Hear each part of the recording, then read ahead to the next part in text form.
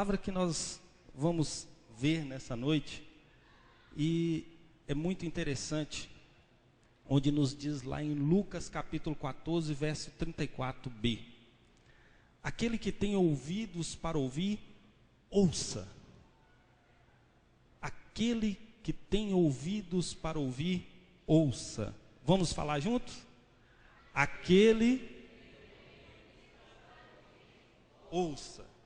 Olha bem, irmãos, esse verbo é algo tão interessante, que lá quando foi mencionado os 10 mandamentos, durante a caminhada do povo, em todo lugar, Jesus muitas vezes pronunciou: olha, você consegue ouvir?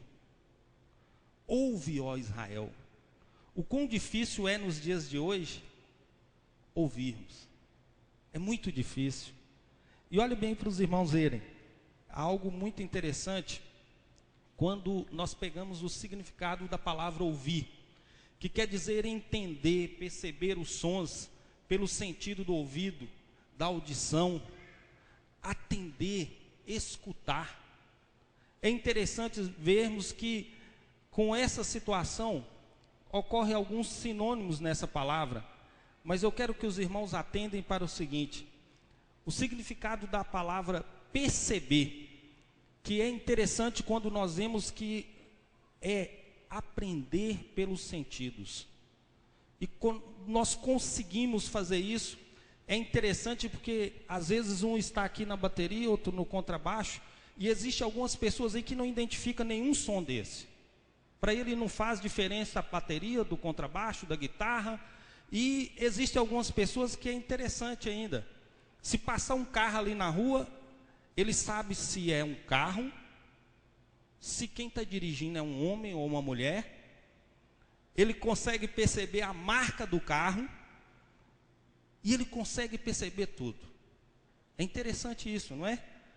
Com um simples ouvido, nós conseguimos perceber algumas coisas. E olha bem para os irmãos verem, nesse processo, durante algum tempo, eu fiquei questionando com alguns professores, o que seria então, nós estamos aqui nessa noite, estamos ouvindo um barulho aqui, olha bem, vamos fazer silêncio. Não tem um barulho? O que é esse barulho? O ventilador, não é isso? O umidificador. Nós estamos ouvindo esse barulho, mas esse barulho é um barulho chamado barulho de fundo. Algumas pessoas se sentem terrivelmente incomodados por esse barulho. Outras pessoas se acostumam rápido, e alguns vão se acostumar totalmente, e isso para eles não faz diferença. Você ouve esse barulho, mas talvez você não perceba ele. E olha bem, você desenvolve uma capacidade, o seu cérebro desenvolve essa capacidade. Ele pode te incomodar ou não te incomodar. É algo muito interessante. E assim é a nossa vida. Nós desenvolvemos também a capacidade de estarmos aqui na igreja e prestar um culto a Deus de corpo presente. O que seria isso, meu irmão? Seria o seguinte: eu estou aqui, mas o meu espírito está em outro lugar. O meu espírito não está aqui. Daí então eu consigo fazer essa mágica, prestar um culto a Deus de corpo presente. Eu estou aqui, mas o meu espírito está no meu trabalho amanhã. O meu espírito está no que eu tenho que fazer quando eu chegar na minha casa. Alguém até fica pensando assim: eu desliguei o fogão ou não desliguei? Eu apaguei a luz ou não apaguei? Eu tranquei o portão ou não tranquei? Como fica isso, né? Nós começamos a prestar esse culto, chamado de culto de corpo presente. E é interessante vermos, irmãos, em Tiago, capítulo 1, do verso 23 ao 25, nos diz assim, ó: porque se alguém é ouvinte da palavra e não cumpridor, é semelhante ao homem que contempla ao espelho o seu rosto natural. Porque se contempla a si mesmo e vai-se, e logo se esquece de como era.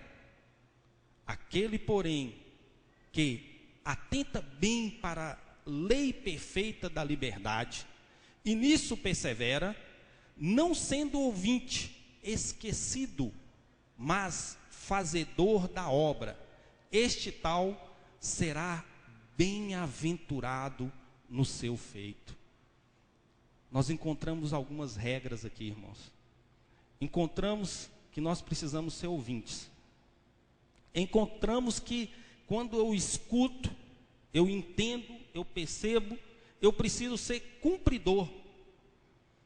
Porque aquele que sabe fazer o bem e não faz, comete o quê? Pecado. E olha bem, eu não me esqueço disso, irmãos. Vai marcar a minha vida até o último dia. Eu tive numa igreja, numa cidade, e o pastor fez uma mensagem que eu fiquei boquiaberta. E saí de lá completamente cheio da graça do nosso Senhor e Salvador Jesus Cristo. E quando eu saí, eu conversando com um amigo, eu falei com ele: você entendeu a palavra? Ele falou: entendi. Você compreendeu mesmo? Compreendi. Sério mesmo? Sério. E o que você me fala? Eu estou saindo daqui hoje alertado. Ou seja, irmãos, se ele morresse, ele iria para o inferno. Com certeza. Naquele dia, ele iria. E eu perguntei a ele, depois, quando você falou isso comigo? Ele falou: eu tinha certeza que se naquele dia eu morresse, eu ia para o inferno. Um irmão que estava desviado dos caminhos de Deus. E ele falou comigo depois: eu tenho certeza que se naquele dia eu tivesse morrido, eu teria ido para o inferno. Porque eu não tive coragem de me voltar para Deus e pedir perdão dos meus pecados.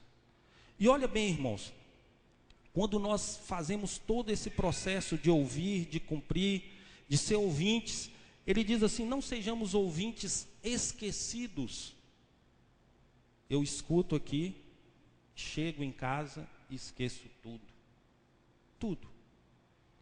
Mas, fazedor da obra, este tal será bem-aventurado no seu feito. Nós vamos curvar nossa cabeça e vamos orar. Vamos pedir a Deus que nos dê, nesse momento, a condição de podermos aprender da Tua Palavra. Soberano e eterno Deus, nos colocamos diante do Senhor, pois sabemos, ó Pai, que não há local para onde nós podemos ir, se não for ao lado do Senhor. Ó Deus, lhe agradecemos, porque o Senhor é um Deus misericordioso, bondoso e generoso, que perdoa os nossos pecados, as nossas falhas. E nesse momento, ó Deus, lhe pedimos que o Senhor faça com que, ouvindo, ó Deus, possamos entender a Tua Palavra. Que o Senhor me use segundo a Tua grandiosa misericórdia, para que a Tua Palavra fale aos nossos corações nessa noite. Ó Deus, que o nosso coração seja uma terra fértil para a Tua Palavra, pois é no nome de Jesus que oramos. Amém e amém. Nós vamos meditar, irmãos, no texto de Lucas. E nesse texto tem uma parábola muito interessante. E essa parábola só se encontra no livro de Lucas, não se encontra em outro livro. E do verso 25, capítulo 14, a partir do verso 25, nos diz assim: ora, ia com ele uma grande multidão, e voltando-se disse-lhes: se alguém vier a mim, e não aborrecer seu pai, e mãe, e mulher, e filhos, e irmã, e irmãs, e ainda também a sua própria vida, não pode ser meu discípulo. E qualquer que não levar a sua cruz, e não vier após mim, não pode ser meu discípulo. Ou qual é o rei que, indo à guerra a pelejar contra outro rei, não se assenta primeiro a tomar conselho sobre se com 10.000 pode sair ao encontro do que vem contra ele com 20.000? De outra maneira, estando o outro ainda longe, manda embaixadores e pede condições de paz. Pois qual de vós, querendo edificar uma torre, não se assenta primeiro a fazer as contas dos gastos, para ver se tem com que o acabar? Para que não aconteça que, depois de haver posto os alicerces, e não a podendo acabar, todos os que a virem comecem a escarnecer dele, dizendo: este homem começou a edificar e não pôde acabar. Assim, pois, qualquer de vós que não renunciar a tudo quanto tem, não pode ser meu discípulo. Bom é o sal, mas se o sal degenerar, com que se há de salgar? Nem presta para a terra, nem para o monturo, lança-no fora. Quem tem ouvidos para ouvir, o que, irmãos? Ouça. E olha bem, nesse texto, ele coloca algumas condições para que nós possamos ser discípulos de Cristo. Nos dar algumas condições. E essas condições, irmãos, para chegarmos nela, nós precisamos encarar alguns fatos que são de suma importância. E ao encarar esses fatos, nós vemos como primeiro ponto o seguinte: você precisa ser salvo. Lógico, não é? Eu preciso ser salvo para ser um discípulo de Cristo. E algumas pessoas estão enganadas. Elas ainda não foram salvas. E acham que são discípulos de Cristo. Nós precisamos ter a certeza absoluta que somos salvos. Que se eu morrer agora, eu vou para o céu. E eu me recordo quando o irmão disse assim: olha, irmão, eu estava passando por uma dificuldade tremenda. E eu cheguei para Deus, resolvi meu problema e me ajoelhei diante dele e falei: Senhor, se o Senhor quiser me levar agora para o céu, eu estou preparado, pode me levar. E Deus falou com ele: entra na fila, irmão, que é grande, não chegou sua hora. Fica na fila, fica tranquilo, na sua hora você vem, mas por enquanto não.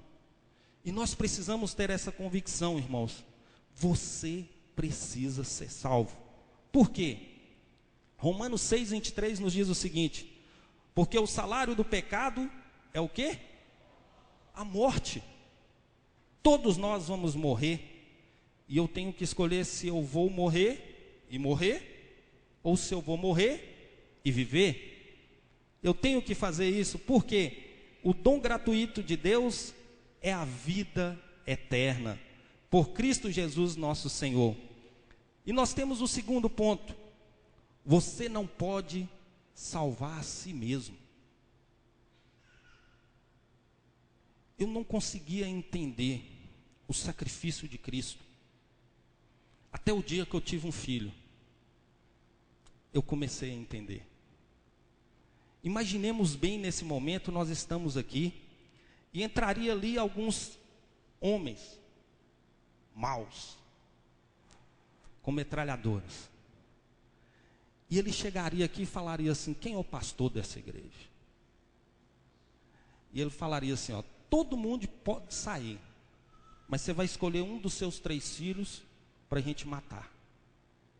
Mas todo mundo vai sair, só um vai morrer. Você escolhe um dos seus 3 filhos, nós vamos matar ele, e todo mundo que está na igreja aqui pode ir embora.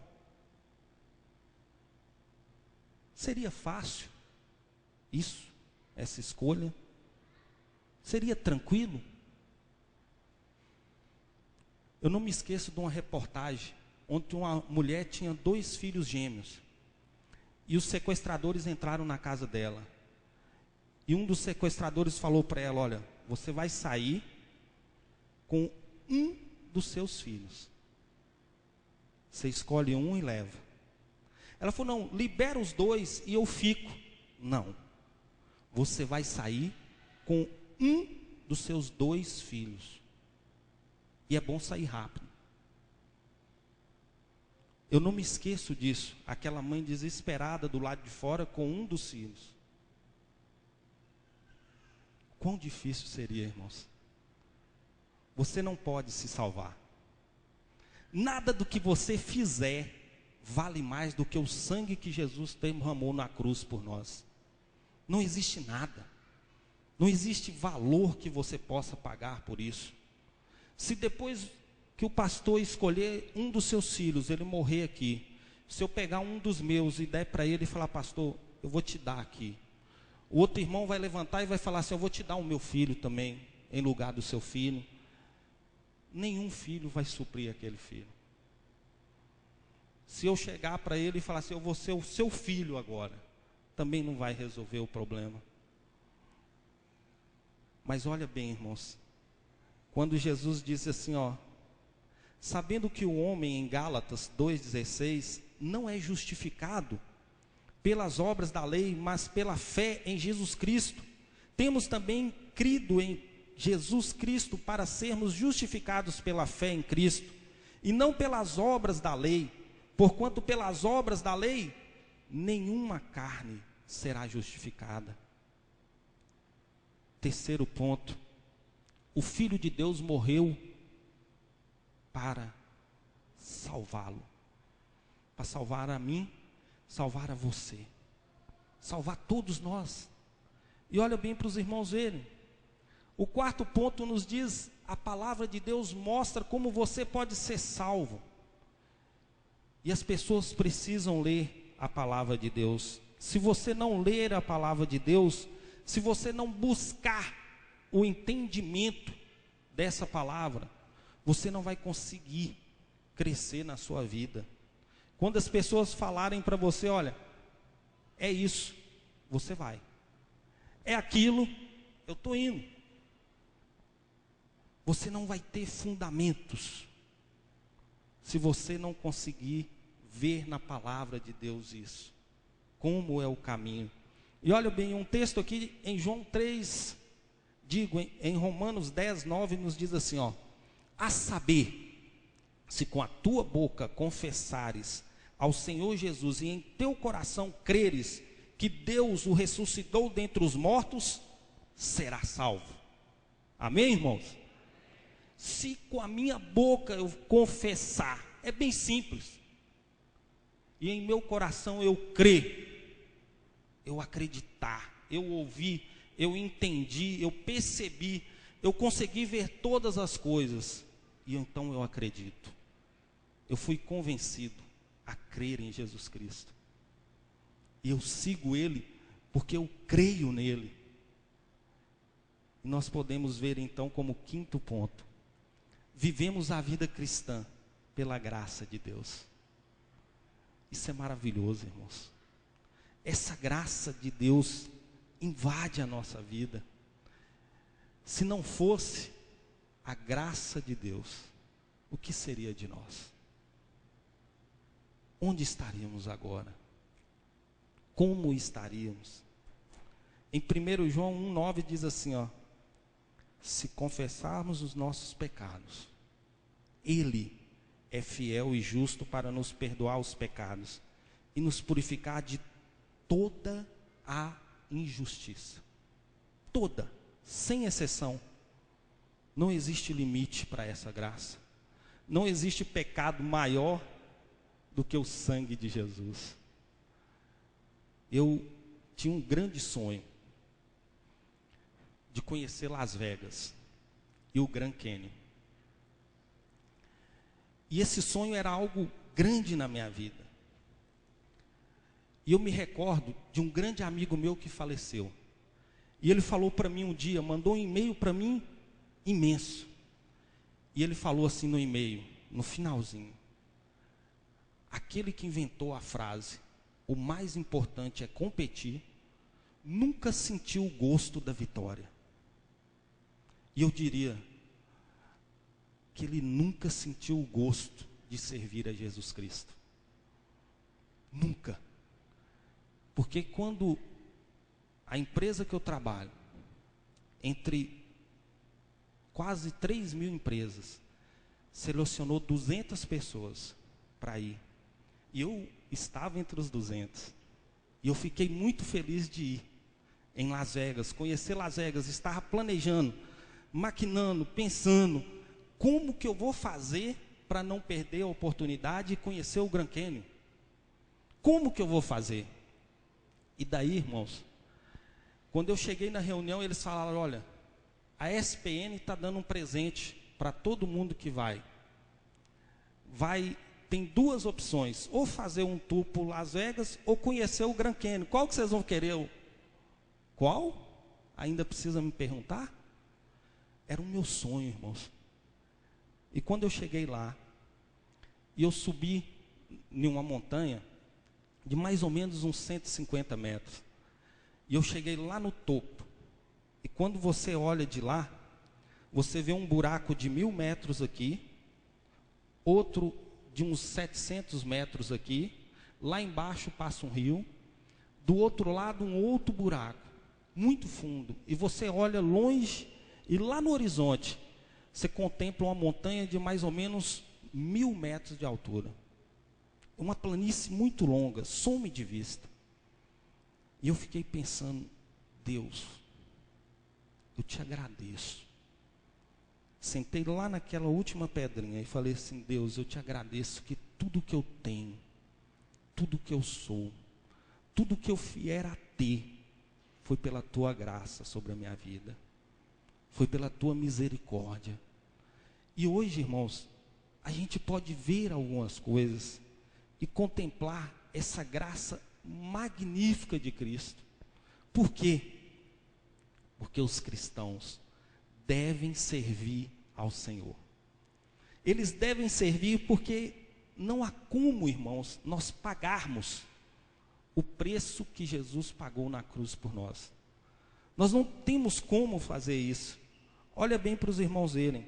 Em Efésios 2:10 nos diz assim: porque somos feitura sua, criados em Cristo Jesus para as boas obras, as quais Deus preparou para que andássemos nelas.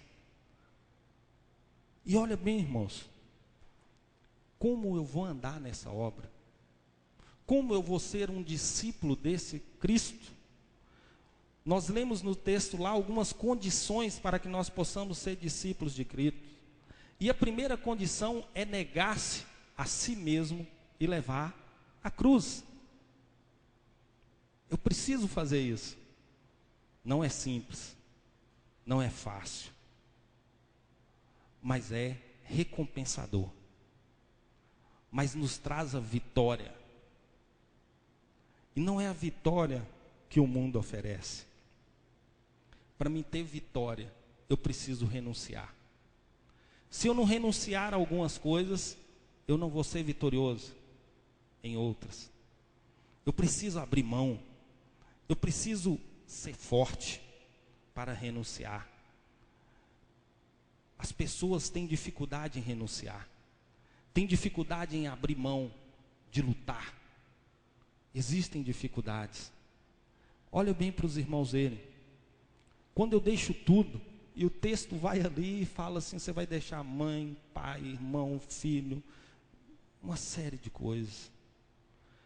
Eu me recordo de uma pregação onde que um evangelista, não me recordo o nome aqui, perguntaram para ele: você quer ir pregar, se eu não me engano, lá no Alasca? Ele falou: sim, quero. E o que é necessário? Ele falou: me dá um bar de sapato que eu vou. Eu vou. E ele foi. E muitos daqueles esquimós lá se converteram. Ele precisou apenas de um par de sapato para ir levar. Se nós não perseverarmos, irmãos, não formos perseverantes, nós não vamos sair do lugar. Isso é sério. Nós estamos vivendo um tempo difícil. Algum tempo atrás, eu tinha uma empresa. Era eu e eu na empresa. Hoje nós somos cerca de 50 pessoas. E eu tive uma reunião com o pessoal e olhei para eles e falei: olha, às vezes eu tenho vontade de fechar a porta e ir embora para casa. Mas quando eu lembro que você fez o telhado de sua casa todo, eu fico motivado. Quando eu lembro que você trocou de carro, eu fico feliz. Quando eu lembro que você comprou um sítio, eu fico feliz. Quando eu lembro que você aí tem uns 4 lotes lá em cima, eu fico feliz. Quando a gente vê os frutos, irmãos, a gente fica feliz. Por ver que ocorreu alguma coisa. Foi produtivo para mim, foi produtivo para ele. Nós frutificamos. E olha bem para os irmãos verem. Se em primeiro lugar eu nego a mim mesmo, quando nos diz o texto aqui, de Mateus 16, 24, e ele disse o seguinte: renuncie-se a si mesmo. Isso é muito difícil. Eu abri mão dos meus desejos, do que eu quero, do que eu desejo, do que eu determino, do que eu posso fazer. Isso é muito difícil, irmãos. Pego a minha cruz e ando, um passo depois do outro. Quando eu renuncio, conforme o texto nos diz no verso 26, se alguém vier a mim e não aborrecer a pai, mãe, irmão, irmãos, e ainda também a sua própria vida. Olha bem, irmãos, eu tenho que aborrecer a minha própria vida. Eu tenho que deixar tudo. Eu deixo tudo para seguir e ser um discípulo. Deixar para trás.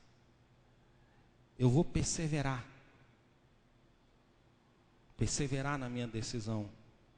E eu vou dizer verdadeiramente, eu serei um discípulo. Eu encontrei com o irmão esses dias e conversando com ele, ele tem cerca de 74 anos de idade. E ele falou assim, a gente conversando, e ele disse: irmão Petrônio, eu tenho 74 anos de idade. Rodei muitos lugares no Brasil. O meu serviço me proporcionou me afastar de Deus, mas eu não afastei. Eu não traí a minha mulher. Eu não fui um mau caráter. Eu lutei o máximo. Mas eu posso dizer hoje que eu andei, guardei a fé. Estou aqui. E vejo que eu não fiz mais do que a minha obrigação de perseverar nos caminhos de Cristo. E aquele que persevera, irmãos, ele frutifica. Não tem jeito. Nisto é glorificado o meu Pai, que deis muito fruto, e assim sereis meus discípulos. Tudo que eu plantar, eu vou colher. Para mim, essa é a maior lei do universo. Tudo que eu plantar, eu vou colher. Eu entendo isso na minha vida. E aquela parábola diz que uns plantaram e colheram a 30, outros a 60 e a outros a 100%. E eu entendo que se uma empresa não produzir pelo menos 30%, ela vai quebrar. Ela vai falir. E se eu não produzir pelo menos 30% para o reino de Deus, eu não estou fazendo nada. Nada, menos nada e mais nada. Eu preciso produzir. Eu preciso frutificar. Porque nisto é glorificado meu Pai. Deus é glorificado nisso. Quando nós produzimos frutos. Quando nós damos frutos. E olhem bem, irmãos. Nesse texto que nós lemos, e ele menciona várias vezes discípulo,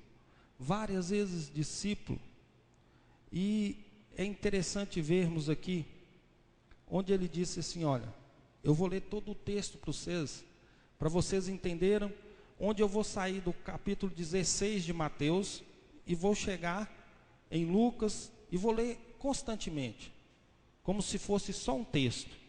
E eu quero que os irmãos percebam como um texto completa o outro. Então disse Jesus aos seus discípulos: se alguém quiser vir após mim, renuncie-se a si mesmo, tome sobre si a sua cruz e siga-me. Se alguém vier a mim e não aborrecer a seu pai, e sua mãe, e mulher, e filhos, e irmãos e irmãs, e ainda também a sua própria carne, não pode ser meu discípulo. Assim, pois, qualquer de vós que não renunciar a tudo quanto tem, não pode ser meu discípulo. Jesus dizia, pois, aos judeus que criam nele: se vós permanecerdes na minha palavra, verdadeiramente sereis meus discípulos. Nisto é glorificado o meu Pai, que deis muito fruto, e assim sereis meus discípulos. Se você, irmão, não seguir esse passo, você não vai dar fruto, não vai produzir fruto, não vai ser eficiente. Não adianta trabalhar, não adianta suar a camisa, não adianta juntar, porque se cumpre o que diz na Bíblia, que você junta, põe num saco, é como se ele estivesse furado. Furado. Nós vamos ver um vídeo ali agora, mas prestem atenção nos irmãos. Antes de passar aí, irmã, eu só vou dar uma explicaçãozinha para vocês. São 3 personagens: um homem, um senhor já de idade, um jovem, que é o filho daquele senhor, um passarinho. São 3 personagens, certo? E aí, nós vamos entender que aquele senhor é Deus, que aquele homem, aquele jovem, somos nós que estamos aqui. E que aquele passarinho é os nossos pedidos que nós fazemos a Deus. São os nossos pedidos, o que nós falamos com Deus constantemente, diariamente. E eu queria que os irmãos prestassem atenção na expressão daquele senhor, na expressão do jovem, em relação a esse diálogo. Está em outro idioma e a legenda em português. Então a gente tem que prestar muita atenção para entender. Pode passar, irmão.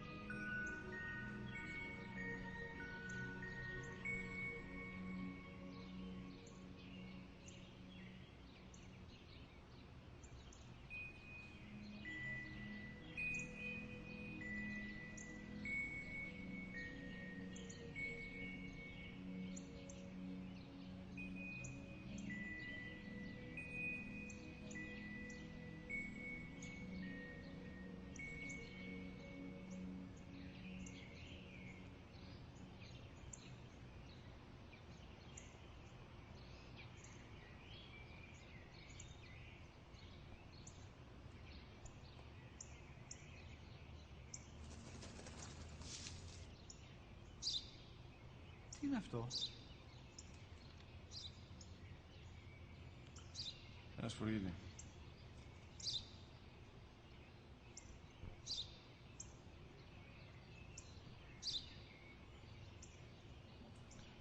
Τι είναι αυτό? Μόλις τώρα στο παπατέρα, σπουργίτι είναι.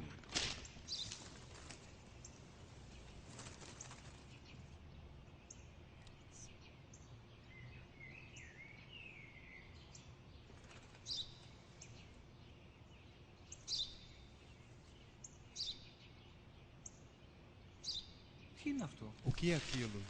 Ένα σπουργίτι είναι. Um pássaro, pai. Ένα σπουργίτι. Pássaro. Σπου. Pássaro. Τι.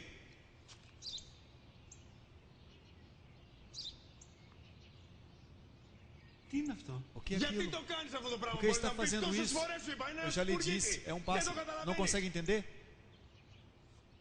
Πού πας? Aonde está indo?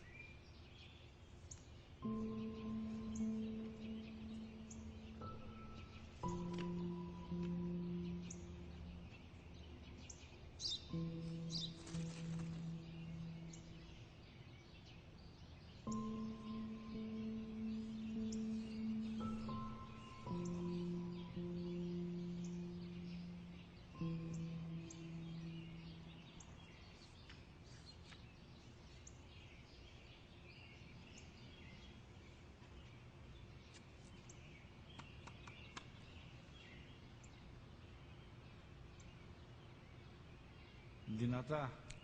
Bem alto. Σήμερα ο μικρός μου γιος, Hoje, meu filho mais πριν novo, λίγες que há μέρες poucos έκλεισε τα dias τρία, completou 3 anos, καθόταν μαζί μου estava έξω στο sentado πάρκο comigo no όταν parque ένας quando um σπουργίτης pássaro γύρισε passou και na κάθισε nossa απέναντί frente. μας. Ο γιος μου με Meu ρώτησε filho 21 perguntou-me φορές 21 τι vezes ήταν o que era αυτό. aquilo. Και το απάντησα και Eu τις respondi 21 todas as φορές ότι 21 ήταν vezes que era ένας um σπουργίτης. pássaro. Τον αγκάλιασα τρυφερά Eu και τις abracei-o 21 cada φορές που μου vez έκανε que την ele ίδια fazia a mesma ερώτηση, pergunta, ξανά και ξανά, de novo e de novo e de novo, χωρίς να εκνευριστώ, sem me νιώθοντας zangar, στοργή για το sentindo αθώο μου carinho μωράκι. pelo inocente garotinho.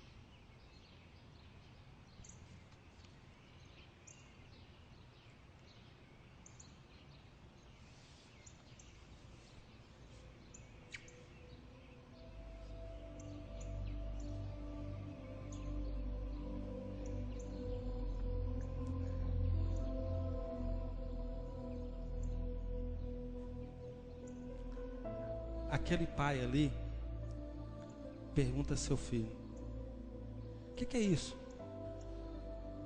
Ele fala: um pássaro, pai. O que é isso? Um pássaro, pai. O que é isso? E ele começa a se irritar e fala: um pássaro. Você não entendeu ainda, pai?